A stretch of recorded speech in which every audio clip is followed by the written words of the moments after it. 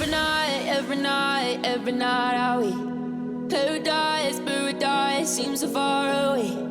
Still try to buy myself some time to get me to that place. அனைவருக்கும் வணக்கம். இது எதை பற்றின ஒரு vlog அப்படிங்கிறது நீங்கள் தம்ப்நெயிலில் பார்த்து தெரிஞ்சிருந்திருப்பீங்க. இருந்தாலும் சொல்கிறது என்னோட கடமை, அதான் நான் சொல்கிறேன். என்ன அப்படின்னா, இதுதான் என்னுடைய ஃபஸ்ட்டு ட்ரெக்கிங், ஓகேவா? அதாவது கிட்டத்தட்ட ஒரு 6 மாதங்களுக்கு அப்புறம் தான் நான் வெளியே வரேன். என்னடா அண்ணாந்து பார்த்த மேனிக்கே வச்சுருக்கேன்னு நினைக்காதீங்க. நிலா வந்துச்சு, அதுதான் கேப்சர் பண்ணலான்ட்டு இருந்தேன். அதுக்குள்ளே வண்டி வேகமாக போயிட்டு இருந்துச்சு. அதுக்கப்புறம் ரொம்ப பேசாமல் நான் என் விளாக்குள்ளே போகலான்னு நினைக்கிறேன். என்ன அப்படின்னா, நாங்கள் ஃபஸ்ட்டு ட்ரெக்கிங் போகிறோம். அண்ட் இதை ஆர்கனைஸ் பண்ணவங்க ஒரு பெரிய ஆள் தான். பட் ஆனால் என்னை இது கூட்டிகிட்டு போகிறது என்னோடய ஃப்ரெண்ட் கலையரசி தான். So as you all know that இந்த மாபெரும் மகான் யார் அப்படிங்கிறது உங்களுக்கு கண்டிப்பாக தெரிஞ்சிருந்திருக்கும். தெரியாதவங்க ஒரு ஷார்ட்ஸ் போட்டிருப்பேன், அந்த ஷார்ட்டில் போய் பாருங்கள். சரி ஆவோஜி, நம்ம இந்த விளாக்குள்ளே போகலாம். என்ன அப்படின்னா, நான் இதனால் வரைக்கும் ட்ரெக்கிங் அப்படிங்கிறத போனதே கிடையாது. ஸ்கூலில் ஒரு தடவை கூட்டிகிட்டு போயிருக்காங்க. அதுவும் பாதி தூரத்தில் போயிட்டு மீதி தூரத்தில் கூட்டிகிட்டு வந்துட்டாங்க. ஸோ எனக்கு ஃபஸ்ட்டு ட்ரெக்கிங் அப்படிங்கிறத நான் எக்ஸ்பீரியன்ஸ் பண்ணதே கிடையாது. அதுக்கப்புறம் என்னால் நடக்க முடியுமா நடக்க முடியாது அப்படிங்கிற ஒரு பெரிய கொஷின் மார்க் கூட தான் போனேன். ஏன்னு கேட்டால், எனக்கு தான் கால் அடிபட்டிருக்கே. அதாவது அடிபட்டு ரொம்ப நாள் ஆச்சு. பட் ஆனால் அதோடைய சைடு எஃபெக்ட்ஸ்ன்னு சொல்லலாம். அதோடைய உள்காயம் என்னென்னமோ சொல்லலாம்னு வச்சுக்கோங்களேன். அதெல்லாம் இன்னும் ஆறலையா, நான் ஃபுல்லாக கம்ப்ளீட்டாக ரெக்கவர் ஆகிட்டேனா அப்படிங்கிறதே எனக்கு தெரியாது. இருந்தாலும் நான் போகலாம் அப்படிங்கிற ஒரு உத்வேகத்தில் கிளம்பிட்டேன். ஓகே, இங்கே ஒரு ஸ்டாப்பிங் போடுறேன். அங்கே பாருங்களேன், எவ்வளோ சூப்பராக இருக்குல்ல சன்ரைஸு. அதாவது எனக்கு சன்செட் பிடிக்குமா இல்லை சன்ரைஸ் பிடிக்குமான்னு கேட்டால் எனக்கு ரெண்டுமே பிடிக்கும் தான். பட் ஆனால் இதை பார்க்கும்போது எவ்வளோ அழகாக இருக்குது இந்த இயற்கை அப்படின்னு தோணுச்சு. அண்ட் இதில் இன்னொரு ட்விஸ்ட் என்ன அப்படிங்கிறத நான் இந்த பாயிண்ட்டில் சொல்ல வரேன். என்ன அப்படின்னா, இருக்கிற யாரையுமே எனக்கு தெரியாது. கிட்டத்தட்ட ஒரு 150 மெம்பர்ஸ் பக்கம் இருப்பாங்க. பட் ஆனால் அந்த 150 மெம்பர்ஸில் எனக்கு வெறும் 2 பேர் தான் தெரியும். காட்டுக்குள்ளே போகிறோம். அண்ட் அந்த ஃபஸ்ட்டு தான் நான் ட்ரெக்கிங்கே போகிறேன். பாதி தூரத்துலேயே நின்றுட்டால் நம்ம என்ன பண்ணுவோம், யார் நமக்கு கூட இருப்பா, நம்மளால் ஏறிடுவோமா, என்ன ஏது அப்படிங்கிற ஒரு பலவிதமான ஒரு confusion of the corporation of the constitution எல்லாக்குள்ளே நான் இருந்தேன். என்னதான் மரண பயம் நம்ம மனசுக்குள்ளேயே இருந்தாலும் அதை நம்ம மூஞ்சிக்கிட்ட மட்டும் கொண்டே போகக்கூடாது அப்படிங்கிற ஒரு இதில் நான் தெளிவாக இருந்தேன். ஆனால் என்ன தெளிவாக இருந்து என்ன பிரயோஜனம்? வெளியில் போகிறோம், நான் வீட்டுக்குள்ளே விட்ட கதை மாதிரி என் கூடயே வர பாருங்க இவங்க. இந்த மேடம் கிம்முன்னு போய் உடம்பு திம்முன்னு வச்சுருக்கா. ஆனால் நான் அப்படியே எங்கே தொட்டாலும் கொழுக்கு முழுக்குன்னு கொழுப்பு மட்டும்தான் இருக்கும். அதனால் அவள் இஷ்டத்துக்கு என்னை பயப்படுத்துறதுல ரொம்ப தெளிவாக இருந்தேன். ஆனாலும் எனக்கு ஒரு நம்பிக்கை என்ன அப்படின்னா, தோள் கொடுப்பால் தோழி அப்படிங்கிறதுனால நான் என்ன தான் எந்த இடத்துல போய் உடஞ்சி போய் உட்காந்தாலும் என்னை தூக்கி என் வாழ்க்கையில் நிறுத்துறவளே இவ தான். ஸோ அப்படி நிறுத்துறவ நான் கீழே உட்காந்தா என்னை எழுப்ப மாட்டாளா இவ அப்படிங்கிற ஒரு நம்பிக்கையில் கூட போனேன்.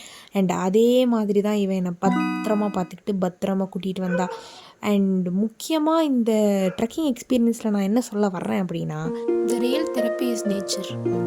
இது யாராச்சும் ஒத்துக்க மாட்டேன், டிலேட் பண்ணுவேன் அப்படின்னு சொன்னாங்கன்னா அவ்வளோதான், அவங்க நான் டிலீட் பண்ணிடுவேன். ஆமாம், இந்த ஒரே ஒரு ட்ரெக்கிங் மட்டும் எனக்கு ஒரு ஃபீலிங்கை கொடுத்துச்சு, ஒர்த்து வருமா அப்படின்னு. அண்ட் இதிலேருந்து நான் என்ன தெரிஞ்சுக்கிட்டேன் அப்படின்னா, என்னோடய physical and mental strength and health எப்படி இருக்குது அப்படிங்கிறது. அதாவது ஏற முடியும் அப்படிங்கிற என்னோட மென்டல் ஹெல்த்னால் மென்டல் ஸ்ட்ரென்த்னால் நான் ஏறிட்டேன் அப்படிங்கிறத நினைக்கும் போது என்னோடய ஃபிசிக்கல் ஸ்ட்ரென்த் எந்தளவுக்கு இருக்குது அப்படிங்கிறது என்னால் ரொம்ப ஒரு டிரான்ஸ்பரன்சியோடு பார்க்க முடிஞ்சுது.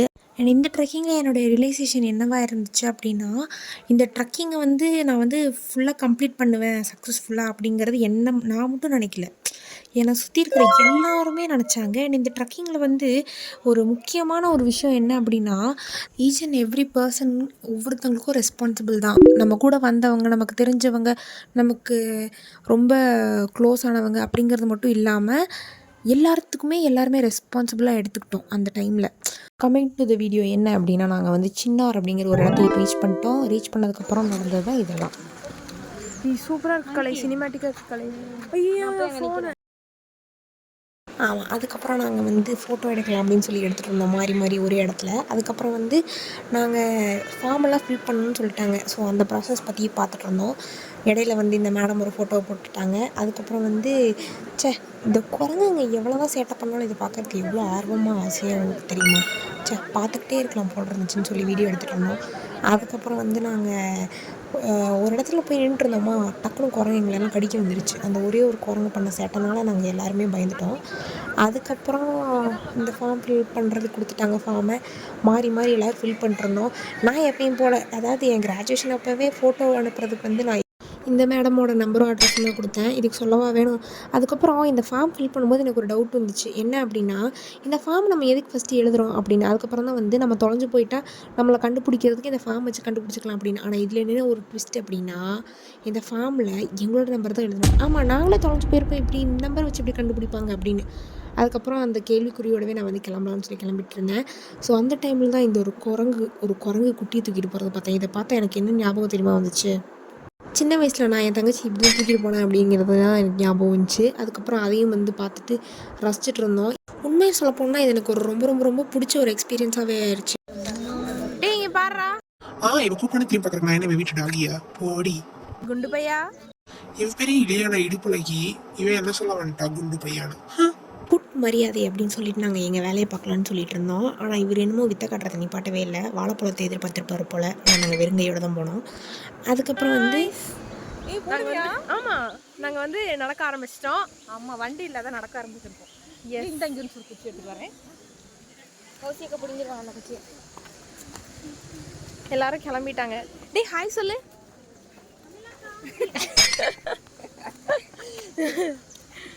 அவ்வளோதான், அடி பிச்சு எடுத்துருவாங்க. இடிச்சுட்டு நடக்கல, கரெக்டாக தான் இருக்கு, ஆனால் தப்பா இருக்கு. நீங்க 2 பேரும் தான் இப்போ டோரா மாதிரி இருக்கீங்க, பேக் கலர் கலரா. என்னடா இது பிளானிங் கரெக்ட் இல்ல. என்னன்னா வெயில் அடுப்பா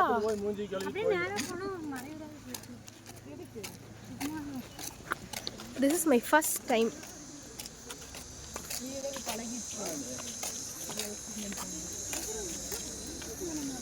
வீட்டுக்கு போகல எங்கள் அம்மா யார் நீங்கள் கேட்காம இருந்தால் சரி கேட்பாங்க. கீழே இறங்கிட்டோம், அவ்வளோதான் காய்ச்சி. நாங்கள் கீழே இறங்கிட்டோம். 1500 மீட்டர் 1500 மீட்டர் கீழே போக போகிறோம். இதை காட்டு. கண்ணி கண்ணாடி போட்டிருக்கேன். போட்டிருக்கேன். ஏன் தெரியுமா, நான் நிறைய குமியவே இல்லை. உப்பு இருக்கும்போது குமிஞ்சு எனக்கு ஆய் வரும். குமிஞ்சு ஆய் வருமா? கேட்டுக்கோங்க இது. ஹாய். தெரிய மாட்டாங்க பார்த்தீங்களா? இந்த மாதிரி யாருக்காச்சும் வினோத வியாதி இருக்கான்னு சொல்லுங்க. குனிஞ்சு ஆய் வரும் கலைக்கு. அங்கே போருங்க, அங்கே போரு tower. We are so excited to see upcoming things. கிடையாது அவங்களுக்கு. நைஸ். கீழே வந்து நிறைய கக்காஸ்லாம் இருக்கும். Don't focus on their. Okay guys, நீ இப்போ மாட்ட போகிற. சரி ஓகே கைஸ், அப்புறம் பார்ப்போம். By by. சார்ஜர் வேணும்.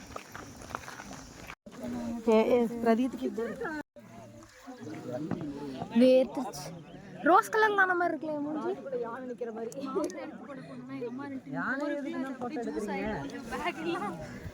இங்கே கலை வீடியோவா என்ன மண்டை அப்போ நல்லா இருந்தது போட்டப்ப. நாங்கள் டார்ஜிலிங் போனப்போ இப்படி தான் கையெல்லாம் கிடு கிடு கிடுன்னு நடுங்குது. டைம் வந்துடுச்சு. ஹீட்டாக இருக்கு. அவன் நடக்க சொன்னா ஓடுறான்.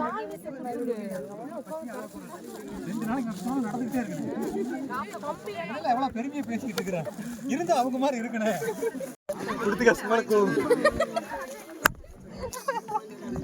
அது தண்ணிய போட்டியெல்லாம் கலப்பு யாரோ தவிர வச்சுட்டாங்க. நம்ம இதை பிடிக்காம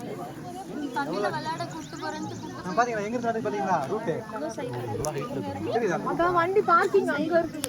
பார்க்கிங் ஆமாடா. Parking hi.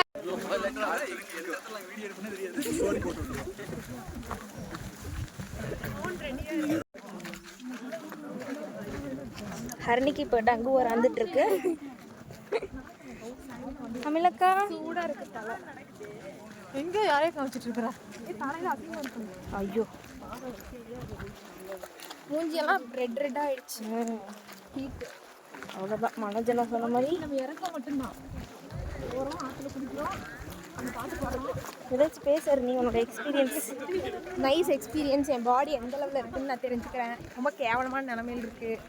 இதோட என் மூஞ்சி பார்த்ததும் எங்கேயோ வெந்துட்டு அந்த மாதிரி இருக்குது கைஸ். இவ்வளோ பிங்காக இருக்கா என்ன? Oh my God. கலையோட மூஞ்சி பார்த்தீங்களா? 2 பேரும் பக்கம் தக்காளி மாதிரி இருக்கும். நாங்கள் ஆற்றுக்கு போயிட்டு கண்ணி பண்ணுறோம். Bye bye. நான் முன்னாடி சொன்ன மாதிரி தான் யார் என்ன அப்படிங்கிறது யாருக்குமே தெரியாது. பட் ஆனால் எல்லாருமே ஒரு கனெக்டிவிட்டியோடு தான் இருந்தோம் இந்த ட்ரெக்கிங்கில். அதே மாதிரி தான் அந்த குட்டி பையனும். அண்ட் முக்கியமாக இதில் இன்னொன்று என்னென்னா, இதில் வந்து கிட்டத்தட்ட வயசு சின்ன வயசுலேருந்து வயசு பெரிய வயசில் இருக்கிறவங்க முதல் கொண்டு வந்தாங்க. லிட்ரலி நாங்கள் வந்து ஒரு ஃபேமிலி மாதிரி தான், அதாவது எல்லா ஏஜ் குரூப்லேருந்தும் வந்திருந்தாங்க. அழகாக இருக்குது. நான் அதை நேரில் இன்னும் பார்க்கல, உங்கள் ஃபோனில் பார்த்துட்டு. நான் இந்த சைடு போவோமா? நண்டு பிடி சாப்பிடு. இப்படி திரும்பி நின்று இப்படி போடு, சைடாக போடு. பண்ண மாட்டியா? வச்சிருக்கும் போதே தெரியும் கை வேணும்னு. நம்ம எங்கே இருக்கோம்? அதுவும் ஓல்டேஜ் பீப்புளெலாம் வந்து ஒரு 4-5 பேர் வந்திருந்தாங்க. ஸோ அதை பார்த்து உண்மையாகவே எனக்கெல்லாம் மோட்டிவேட் தான் ஆச்சு. அண்ட் நீங்களே பாருங்களேன்.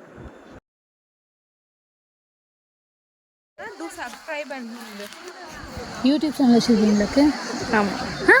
இந்த மாதிரி எல்லா ரெக்கார்டிங்ஸும் எடுத்தது கலை மட்டும்தான். எனக்கு அந்த அளவுக்கு நான் ரெக்கார்டிங்ஸ் எடுக்கிறதுக்கு ஞாபகமே இல்லை. ஏன்னா இதுதான் என்னோடய ஃபஸ்ட் எக்ஸ்பீரியன்ஸுங்கிறதுனால நான் அதை யோசிச்சுட்டு நான் எப்படி நடந்துட வேண்டாங்கிற யோசனையில் தான் இருந்தேன். கலை மட்டும்தான் இது எல்லா வீடியோஸையும் ரெக்கார்ட் பண்ணிகிட்டு இருந்தா. அண்ட் அதுக்கப்புறம் நாங்கள் வந்து ஒரு குளிக்கிற ஒரு இடத்துக்கு போனோம். அண்ட் முக்கியமாக அதை சொல்லியே ஆகணும். இது வந்து அந்த வாதை பிடிச்சி அப்படியே தொங்கி இந்த மாதிரி ஊஞ்சல் ஆடுறது. நான் வந்து ஃபஸ்ட்டு பயந்துக்கிட்டேன். நான் வரவே இல்லை, நான் விழுந்துருவேன் அப்படிங்கிற ஒரு இதில் தான் இருந்தேன். ஏன்னா இங்கேருந்து பார்க்கறதுக்கு வேணால் அது கீழே வந்து ரொம்ப பக்கமாக இருக்கிற மாதிரி இருக்கலாம். ஆனால் அது ரொம்ப ரொம்ப ரொம்ப பள்ளம். இது வந்து ரொம்ப ரொம்ப ரொம்ப மேடு. பட் ஆனால் நான் எப்படியோ வந்துட்டேன். 2 தடவை விளாண்டேன் பாருங்களேன்.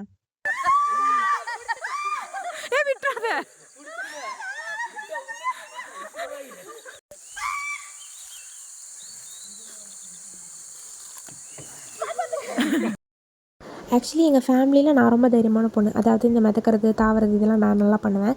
ஆனால் எங்கள் 2 பேர்த்தில் கலை தான் ரொம்ப தைரியமான பொண்ணு. ஸோ அவளை இன்ஸ்பயர் பண்ணி தான் நானே சில விஷயங்கள்லாம் பண்ணுவேன். ஸோ அதுக்கப்புறம் நாங்கள் வந்து என்னோடய டெஸ்டினியை வந்து ஃபைனலாக ரீச் பண்ணிட்டோம். அதாவது ட்ரெக்கிங் வந்து முடிந்து விட்டது. ஸோ அது முடிஞ்சதுக்கப்புறம் எல்லாத்துக்குமே வந்து பை பை பண்ணி காட்டிகிட்டு இருந்தோம். அண்ட் ஒரு நாள் தான், பட் ஆனால் ஏதோ ரொம்ப நாள் பழகின ஒரு ஃபீல். அவங்கெல்லாம் வந்து போகிறாங்க, லைக் நம்ம ஃபேமிலி மெம்பர்ஸ் எல்லாம் போகிறாங்க நம்மளை விட்டுட்டு அப்படிங்கிற மாதிரி ஒரு ஃபீல் இருந்துச்சு. அண்ட் ஏன் இந்த மாதிரி தலைகிரி கோலத்தோடு இருக்கோம் அப்படின்னா, நாங்கள் வந்து குளித்தோம். அந்த கிளிப்பிங்கெல்லாம் எடுக்கலை, ஏன்னா வந்து அது ஃபுல்லாக தண்ணியாக இருந்துச்சு அப்படிங்கிறதுனால நான் வந்து ஃபோனையும் வெளியே எடுக்கல. ஸோ இப்படி தான் இருந்துச்சு. அதுக்கப்புறம் வந்து நாங்கள் ஒரு ஹேர் ஃப்ளெக்ஸிங்கை போட்டுட்ருந்தோம். அதுக்கப்புறம் எங்களுக்கு பசிச்சதுன்னு சொல்லிட்டு நாங்கள் வண்டி நிறுத்தினதுக்கு ஆப்போசிட்டில் காலையில் எந்த கடையும் இல்லை. பட் ஆனால் மதியம் பார்க்கல நிறையா கடை இருந்துச்சு, இந்த மாதிரி குட்டி குட்டி கடை. ஸோ அங்கே வந்து போண்டா, உருளைக்கிழங்கு போண்டா இதெல்லாம் இருந்துச்சு. ஆக்சுவலி இந்த மாதிரிலாம் சாப்பிடக்கூடாதான் ட்ரெக்கிங் போயிட்டு வந்துட்டு. பட் ஆனால் என்ன பண்ணுறது, வாயை கண்ட்ரோல் பண்ணியே ஆக முடியலையே.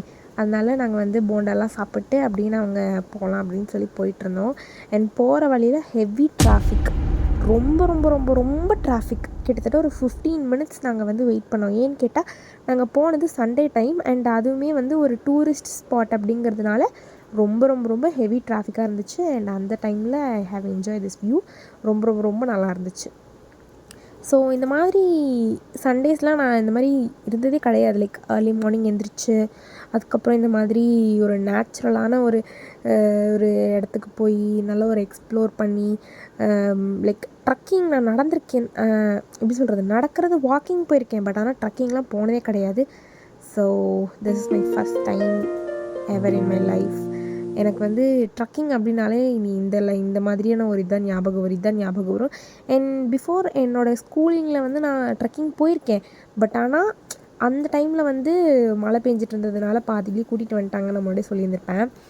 ஸோ அதாவது எல்லா கிளாஸ் ஸ்டூடெண்ட்ஸையும் கூட்டிகிட்டு போனாங்க. 11th A 11th B 11D E கூட கூட்டிகிட்டு போனாங்க. ஆனால் 11th C மட்டும் கூட்டிகிட்டே போகல. அதுக்கப்புறம் சரி 12th கூட்டிகிட்டு போகிறோம் அப்படின்னு சொல்லியிருந்தாங்க. பட் ஆனால் 12th எங்களுக்கு கூட்டிகிட்டு போகல. அதனால் எனக்கு வந்து அந்த ட்ரக்கிங் அப்படிங்கிறத வந்து நல்லா என்ஜாய் பண்ண முடியாமே போயிடுச்சு. அப்புறம் அந்த இடத்துல நாங்கள் போயிட்டு தான் நின்று தான் போயிட்டு இருந்துச்சு. அந்த டைமில் வந்து இந்த பூவை பார்த்தோம். இது பேர் என்னன்னு கேட்டால் காட்டு மல்லி அப்படின்னு சொல்லுவாங்க. ஸோ இந்த சார்கிட்ட சொல்லி நாங்கள் காட்டு மல்லி வந்து எப்படி இருக்குது அப்படிங்கிறதெல்லாம் பார்க்கலான்னு சொல்லி நாங்கள் வாங்கி பார்த்துட்டு இருந்தோம். அதுக்கப்புறம் எங்கள் அம்மாவுக்கு வந்து பேசிக்காகவே இந்த செடியெல்லாம் ரொம்ப பிடிக்கும் அப்படிங்கிறதுனால சரி இதை கொண்டு போய் வீட்டில் காட்டலாம் அப்படின்னு சொல்லி தான் வாங்கினேன். பட் வந்து அது அடித்த வெயிலுக்கோ இல்லை அடித்த காற்றுக்கோ அதெல்லாம் ஒன்றுமே இல்லாமல் போயிடுச்சு. அதனால் பார்த்தேன் அப்படிங்கிறத மட்டும் சொல்லிவிட்டு வாங்கினேன் அப்படிங்கிறத சொல்லாமல் விட்டுட்டேன். அப்படி சொல்லியிருந்தா இந்நேரத்துக்கு என்னை வந்து தும்சம் பண்ணியிருப்பாங்க.